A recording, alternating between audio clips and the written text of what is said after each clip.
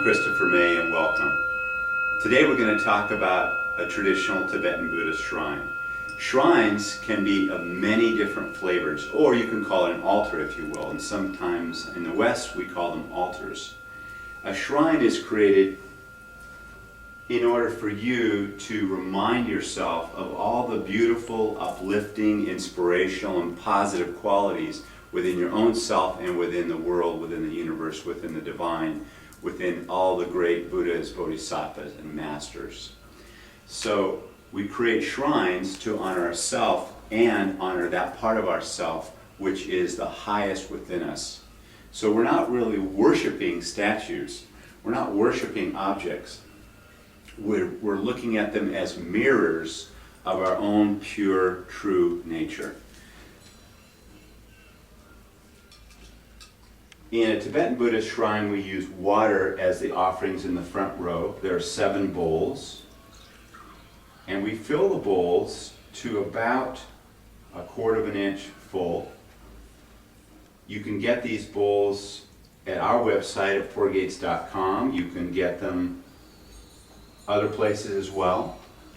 These are glass bowls, but you could use traditionally copper or brass. Some of the copper ones and the silver ones you can get will have auspicious symbols, positive symbols of enlightened behavior, enlightened qualities. Those are very beautiful. And you try to fill the water offering bowls as mindfully as you can, just being present, quieting your mind, and imagining that you're expressing all the gratitude, the joy, the appreciation, the commitment you have, and that really the shrine, as you're attending to it, you are creating a vessel in yourself. You're creating a huge vessel as big as your mind can imagine, and everything that you see on the shrine is part of your own offering. So now we've filled the offering bowls. I've already lit the candles ahead of time to save time. Candles bring the presence of light. Light expresses wisdom, our inner illumination. So you'll see candles on altars and shrines from many traditions, but it brings the element of light, of illumination, of wisdom. I've lit incense here in the back, which is also an offering. We use Tibetan or Japanese incenses. This one has sandalwood in it. Sandalwood allows your mind to be freer from mental obscurations. It tends to purify the atmosphere. It's considered an incense for meditation. And on the shrine, you traditionally would have images of living teachers, living lamas, living great people. This is an image of His Holiness the Dalai Lama here. There's an image back here of another of our teachers who passed away, but we still respect and love him. This is Chagdud Tulku Rinpoche, a very great Tibetan master. We have an image, a statue that is, of Medicine Buddha, the Healing Buddha, of Avalokiteshvara, or Chenrezig, of which His Holiness the Dalai Lama is considered an expression. We have Guru Rinpoche here. Guru Rinpoche is the one who helped to stabilize and maintain the teachings in Tibet about 1,000 years ago. So he's very sacred to all Tibetans and all Buddhist practitioners who honor that tradition.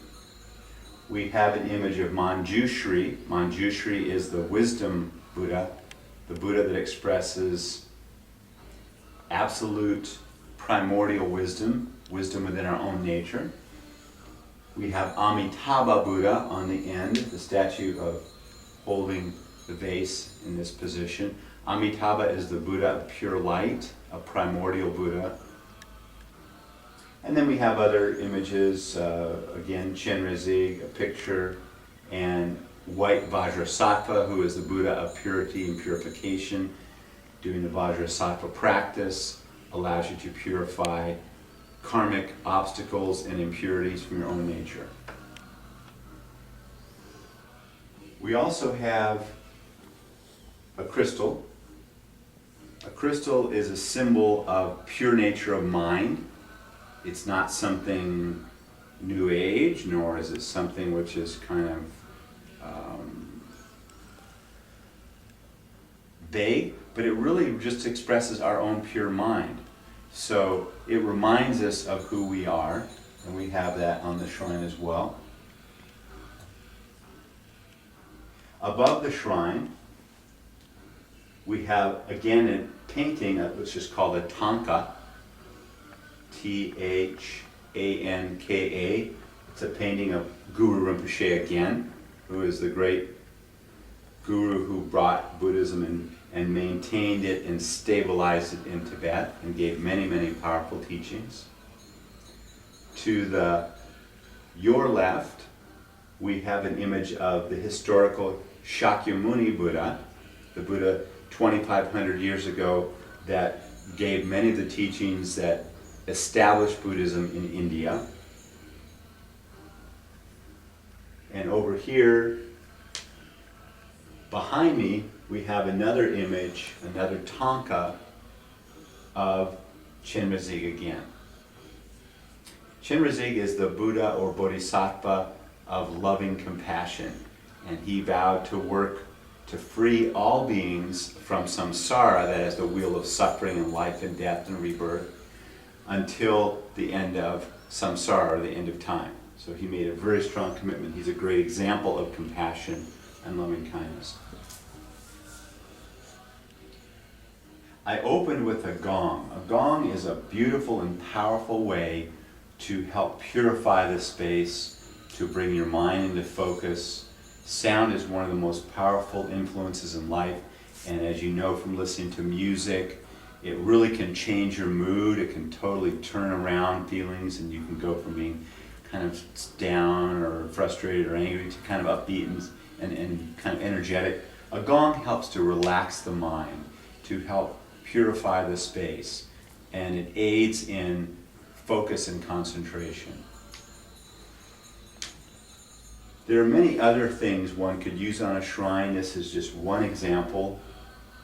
But the most important thing is the way that you put it together and why you put it together. Remember, these are not things that we're worshiping.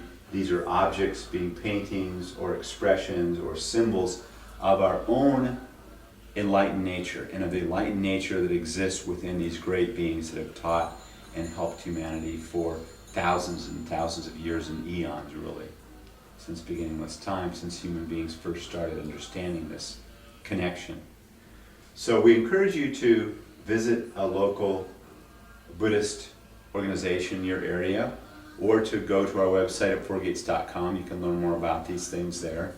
But it's a beautiful way to connect with yourself. If you can do one in your home, we think that it will create tremendous benefit. It's considered very auspicious and creates tremendously positive karma if you have a shrine in your home or in your place of worship or your place of practice.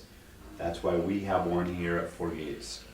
Thank you for joining us. I hope this has been helpful. And again, visit us at fourgates.com. You're welcome to email questions. Thank you. Namaste.